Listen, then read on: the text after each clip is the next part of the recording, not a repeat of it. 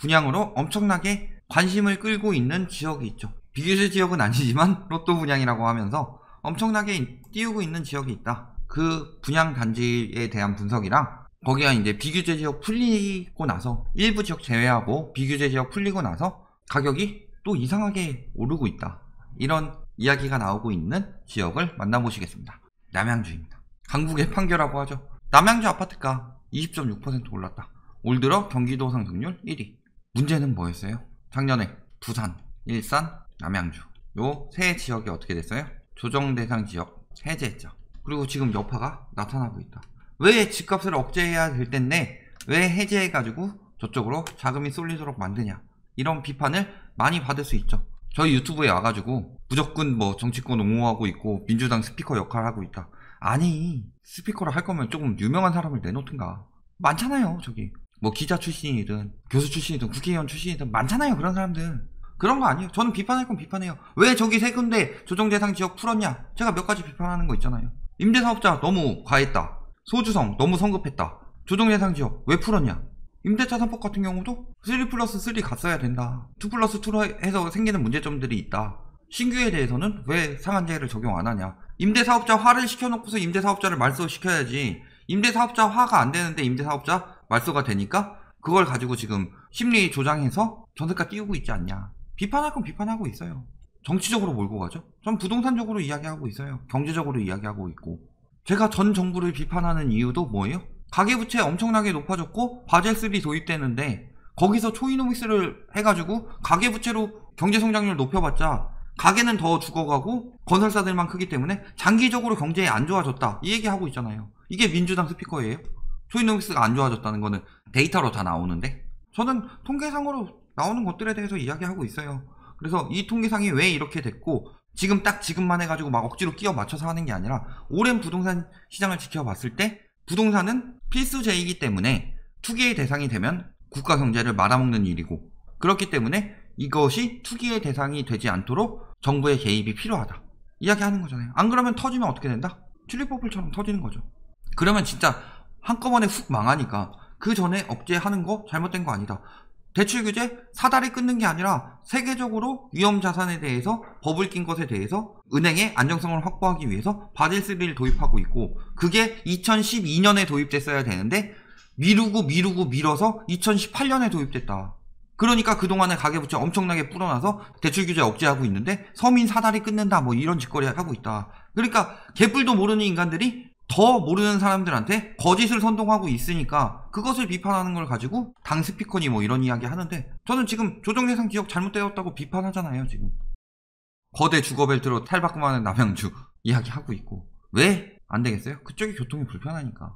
그래서 GTX 하나 들어온다고 해서 엄청난 호재냐? GTX가 그렇게까지 엄청난 호재예요?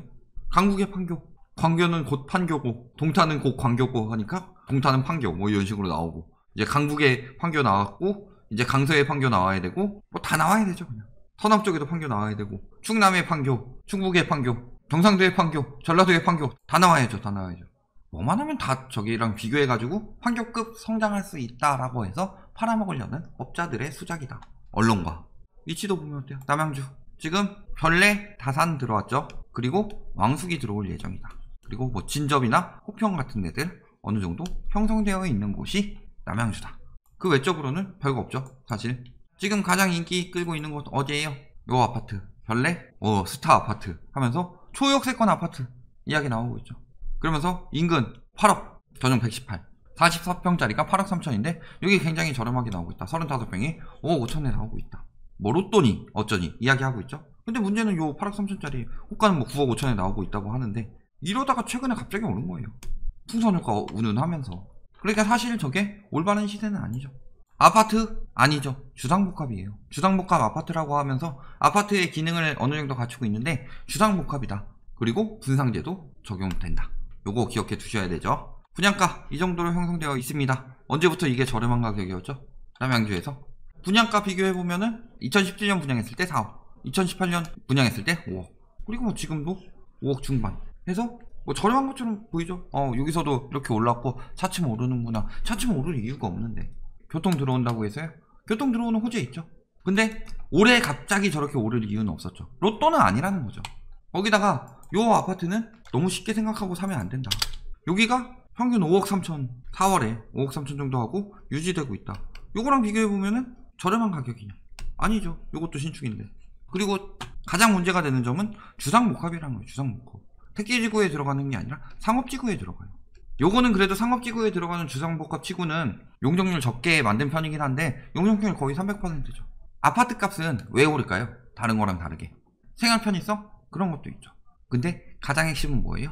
그 심리를 엄청나게 많이 심어준 법 중에 하나가 재건축 연화 완화죠. 노후화돼도 30년 뒤에는 재건축을 할 수 있다. 그러니까 오히려 30년 넘어간 아파트들이 다시 비싸진다. 그러자면은 금방 떨어졌다 금방 다시 올라갈 수 있으니까 비싸게 투자할 맛 난다. 이런 식으로 하는 건데 주상복합이 재건축이 쉽나요? 용적률이 높은데 세대수는 더 늘릴 수 있나요? 근데 이거를 아파트랑 똑같이 생각하고 잘 모르는 사람들이 그냥 아파트처럼 오르겠거니 생각하고 산다니까요. 타워페리스나 이런 데처럼 상업지구에 들어오는 거 당연히 초역세권이에요. 상업지구에 들어가니까 이거에 엄청난 지금 로망을 가지고 로또다 이런 식으로 생각하면 안 되죠. 지금 남양주 매매가격 지수 보면 어때요? 올해 엄청나게 많이 올랐죠. 이 엄청나게 많이 오른 이유 뭐 때문이다? 조정대상 지역 해제. 그 전에 남양주에 투기 들어간 데가 어디였어요? 다산? 별내. 여기를 위주로 투기가 들어갔고 다른 데는 그렇게 많이 안 들어갔는데 요거 풀어버린 바람에 여기 두 개 빼고 다 풀어버렸죠. 그러니까 요거 풀어버린 바람에 다른 데까지 다 올라버린다. 진저, 호평 이런 데까지. 매매가 끌어올리니까 뭐가 돼요? 전세가 끌어올리는 거 된다. 매매가가 안 오르면 전세가 끌어올릴 수가 없죠. 깡통전세 날라고. 하지만 매매 거래량은 떨어지고 있죠. 분양권 마찬가지다. 다산 별내는 하도 얘기 많이 했으니까 간단하게만 언급합시다. 외지인 법인 매매 거래량 중에서 법인 엄청나게 많이 샀다. 6월 같은 때 엄청나게 많이 샀죠. 이것들 다 매물로 나올 건데 뭐다로 지금 비싸게 사요. 외지인들이 엄청나게 들어가서 샀다. 풍선효과라는 말로 인해서. 그 중에서 법인이 많죠. 근데 7월부터 매물들 풀리고 있는데 팔리지도 않는다. 요거 지금 사주고 있는 게 문제죠. 근데 사주고 있는 것도 대부분 법인에서 개인으로 다시 떠넘기기 하는 것들 있다. 그런 것들 꼭 잡아봐야 되는 거죠. 자, 거래 현황 보면 어때요? 호평 안 뜨고 있었어요. 안 뜨고 있는데 왜 괜히 조정대상 지역 해제해가지고 팍 뜨게 만들어요. 물론 여기 6월에 많이 떴죠. 여기는 풍선효과 날리시면서. 다산 여기는 계속 지정되고 있죠. 계속 지정되고 있으니까 막 뜨지 못하죠. 실거래가 올라갈 때도 있고 떨어질 때도 있죠. 실거래가 이야기했더니 다산은 다운거래래요. 호가만 가지고 이야기하면서. 근데 지금 호가도 낮췄죠. 거기다가 다운거래면은 다운거래라고 댓글 달아주세요. 다산 사시는 분들이 확인해 보시고 청원 넣어주시면 돼요. 다운거래 많다 하고. 별내 이런 형식으로 진행되고 있다. 떴다가 지금 거래량 감소되면서 떨어지고 있는 게 현실이죠. 어디 많이 들어갔냐? 호평 신축들 보면 어때요? 분양권 투기 엄청나게 들어갔죠. 엄청나게 들어갔다. 엄청나게 들어갔다. 그러다가 뚝 떨어졌죠. 지금 입주하니까 뚝 떨어졌죠. 이것도 분양권 투기이긴 한데 화도니까 여기까지도 들어갔었다. 뭐 남을 게 있다고 저기까지 가서 사고 있어요. 중요한 건 실수요들이 얼마나 들어가느냐인데 진짜 호평 많이 들어갈 것 같아요. 거기 교통 들어오는데 왕숙 들어온다는데 엄청나게 많은 공급이 들어오는데 맨날 공급 부족 때문에 가격이 뜨고 공급이 충분하면 가격이 떨어진다고 그렇게 이야기들 많이 하던 인간들이 왜 남양주 저렇게 사고 있을까요? 왕숙에 역대 최대로 많이 들어오는데 신도시 중에서 지금 갭투기 전국 2위로 증가했다. 다 팔고 빠진 거예요 지금. 저걸 왜 사고 있어요? 그래서 뭐라 그래요? 중장기적으로 투자든 주거든 절대 이익이 되면 이익이 되었지 절대 손실은 없다. 막 이런 식으로 5, 6월에 엄청나게 유도했다. 그래서 엄청나게 많이 증가했죠. 파주, 남양주 1, 2위. 김포보다도 많아요. 왜냐? 많으니까.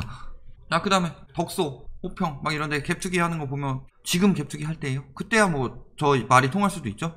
갭이 2천 정도 됐으니까. 지금은 갭이 얼마예요? 1억 2천.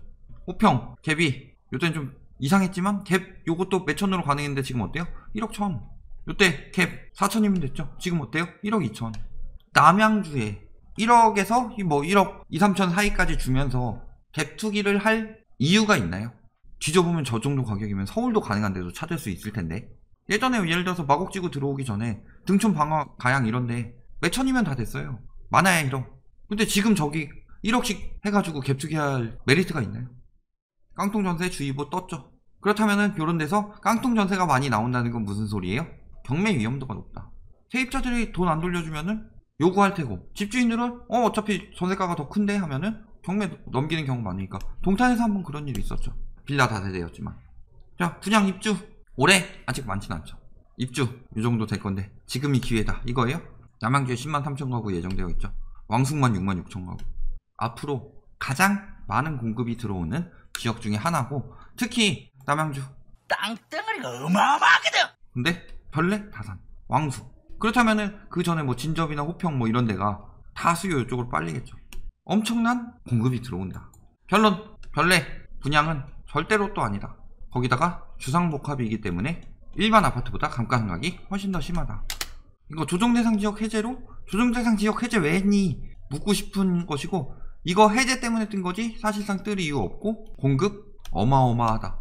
살 테면 사세요. 그나마 별내는 다산보다 좀 나은 편이긴 한데 로또는 아니다. 그 돈 모아서 나중에 떨어지고 나서 딴 데 보는 것이 훨씬 낫다. 여기까지 말씀드리겠습니다.